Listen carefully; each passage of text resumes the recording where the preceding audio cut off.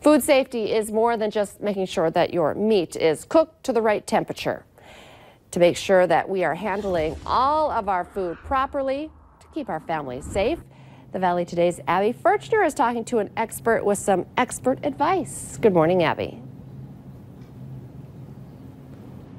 Well, good morning, Lisa. I'm here with Dr. Abby Gold, who's the vice chair with NDSU's Public Health Department. And we've been talking about food safety this morning because it's not always on people's minds, but it's actually really important, especially when it comes to food safety in your own home. So what are some do's and don'ts or some things you see people do that could not be so beneficial to their health?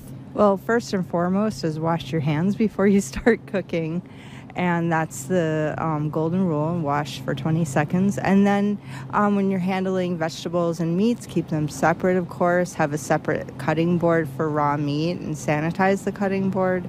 Also, when you're, putting foods in the refrigerator, you'll want to keep your meat on the bottom shelf so that if it's got any blood on the bottom of it, it doesn't leak into any raw foods that you would eat raw potentially. So it's really about keeping food separate.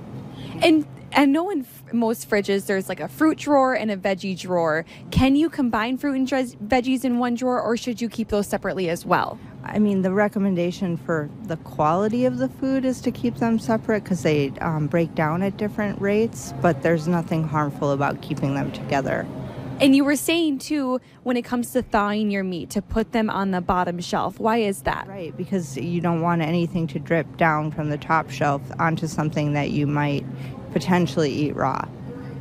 Wow, so these are pretty simple, but a lot of people tend to forget about those things. So in just a few minutes, we'll be talking a little bit more about food safety and why public health professionals are so important. Important reminders. Abby Furchner reporting live for us this morning. Thank you.